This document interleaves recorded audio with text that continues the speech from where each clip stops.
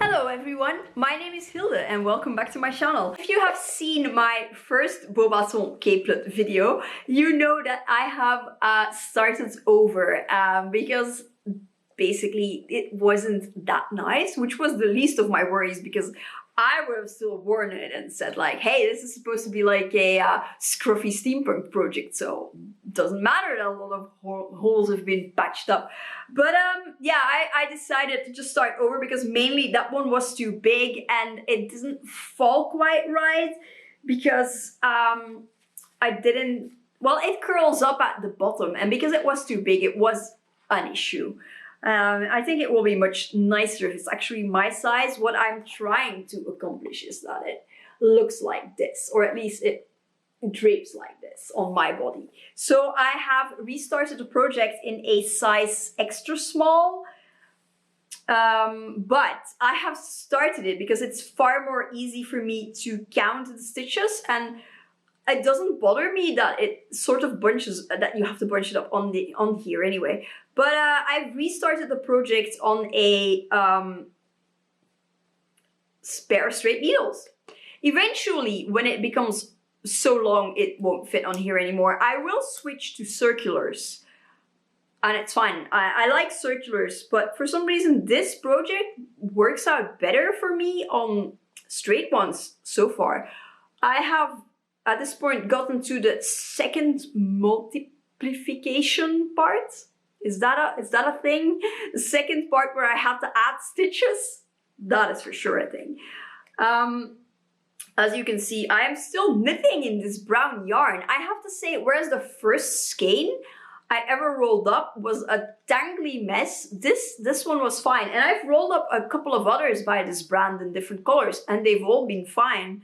So I think that might have been a fluke. This is actually the leftover skein from the other cape. I mean, I have yarn, might as well use it. Yeah, I will still be knitting the color in a Bravo yarn. I have cast this on myself, so it doesn't have the funky crochet cast on. I figured that with a mattress stitch, you shouldn't be able to see that much of it anyway. And also, the thing is, the cape, the color won't be attached directly attached when I start knitting it this way. And so if I make too many mistakes in the color, I can just restart the color. Nothing will have been wasted because, like, this is the one that didn't come out as well. You can see this is a crochet cast on bit that you normally would remove. You would directly cast on the color. So if the body would actually be fine and you mess up the color, you have a problem. You have to be a much more experienced, or should I say skilled knitter than I am, because I've been knitting for a long time, but I have not a whole lot of skill. And that is not self-deprecating, that is just being realistic. But you know, practice makes at least better at stuff, and I have gotten better at stockinette stitch, so you know, this is a project that can be done. I will see the other one as my mock-up, but you know, enough waffling. So that's that for now. We'll see how it goes. Hello everyone, I'm here in the midst of a heat wave, or what feels like it, with an update on my second attempt at a Beauxbatons capelet. And I finished the entire body, which I don't want to put on because it is so hot, but I will quickly do it anyway. I mean, obviously it won't close yet, and it has no color yet, but at least it will give you an idea of how it looks. Get up a bit. Can you see? Yeah. So this is the extra small on, like I said before, a number 4 needle, and I did finish it on a circular needle, but this is number 4 and not a 4.5, and yeah, so definitely make a swatch before you start your project. As you can see, well, I hope you can, it doesn't really show up yet. Yeah, there we go. I have put like a border is a big word, but the last 2.5 centimeters I have knitted in this yarn. I hope the sparkles show up because they're very, very pretty. And this is the wrong paper. This is the Violet yarn. And the color is Marquis des Anges, and it is by La Droguerie. I bought it when I was in Lille, along with a few other colors. I will link that haul down below, and then you can see all of them. I really, really liked it. It was very easy to work with, and it's a really nice effect. I do like it much better on the stockinette side than on the garter stitch side. And as you can see, it does curl up. It does so in the book as well. So what I am going to do is I am going to get basically a ribbon, but I'm not sure what they're called in English. I think Grosgrain ribbon. They're really thick and sturdy, and I will get it in brown, and then I will stitch it with my sewing machine, which will be able to handle this. Possibly famous last words, but I will stitch it on the back, and then it should keep it more in shape. And I have some really nice gold metallic thread for my sewing machine, so that will match up really nicely. But yeah, I mean, obviously this is, I haven't been knitting stockinette stitch for long, and this is like one of my very first projects. So it's not a perfect knit. You can see that it's a bit bumpy and not super evenly knitted like experienced knitters will do. But I like it. I like how it came out. I like the little gold trim, edge more like. And now I can start on the color, for which I have this yarn. And this is Bravo by Sagenmeier Nomota. And I'm looking at the color code for you now, because some websites give them a name, but not all of them do. This color is 08197. Bear in mind that when you get a Bravo yarn, they're often listed without the first 0. So it might also be listed as 8197. So yeah, but it's, I think it's supposed to be like sort of a wood effect. If you look really closely and have some imagination to it, it could pass for that. But as you can see, it goes really nicely with the gold and the other browns. So I think it will be really nice when it's finished. I will be knitting it on 3.75 circular needles, because that is the exact same size as the book. Even though I knitted it on a number 4 needle and not a 4.5. These are European needle sizes, by the way. But yeah, apparently Color Crafter, I've mentioned this before, I think, but Color Crafter is the same size as the yarn the book recommends. Well, the yarn they used for the book version.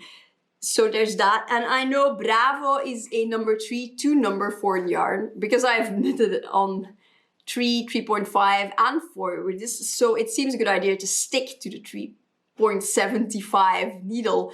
And that's the update so far. See you in the next one. And here is my nearly last update on the second attempt to the Beauxbatons capelet in brown. Capelet 2.0, I suppose. Yeah, my hair is an absolute mess because it is super hot, and I'm not here for that heat. But let me find everything. First up, I am knitting one of the last bits, the points, on just regular straight 3.75 millimeter needles, mainly because I feel like on circulars this is pain in the bum, and I prefer to do it on straight ones. And now for the actual capelet. And here is the actual capelet. Yeah, no, this is I was trying to find which is the inside and the outside, and this is the outside. Here's the color.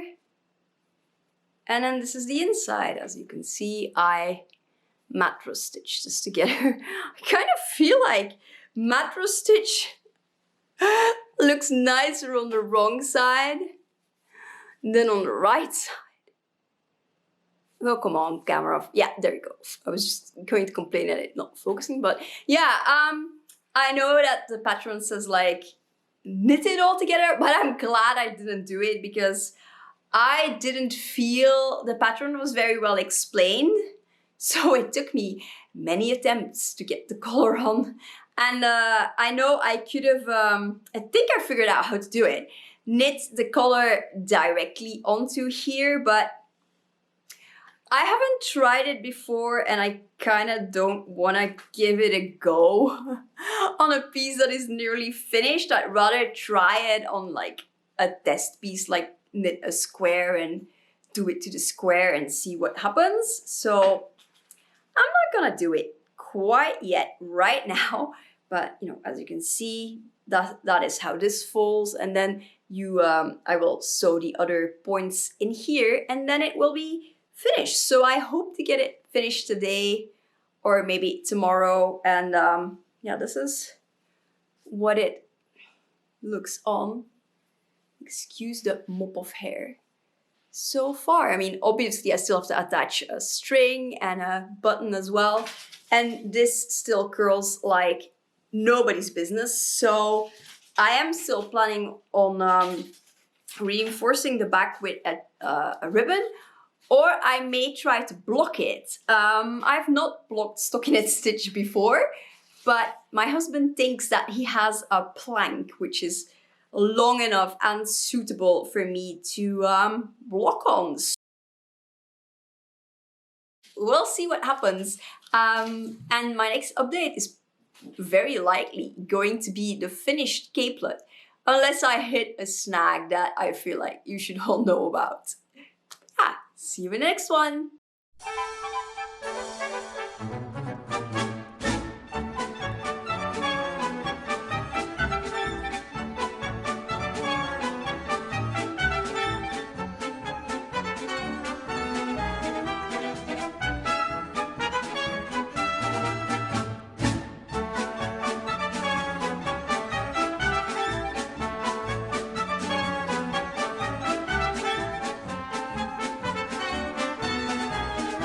See, it is finished. I did change my outfit because it was way too warm for that dress and obviously way too warm to wear this. Oh God's words. I swear I am boiled. So I feel like my words are worse than usual. But yeah, I changed a lot of this pattern. I kind of hacked the bejesus out of it. This I knitted. I don't know how to crochet, so I couldn't crochet this as the book instructs. I basically cast on 60 stitches and then immediately cast them off using a garter stitch cast off, no knitted rows in between. And that does make it a bit thicker than you see in the book, but that could be easily solved by using a thinner needle.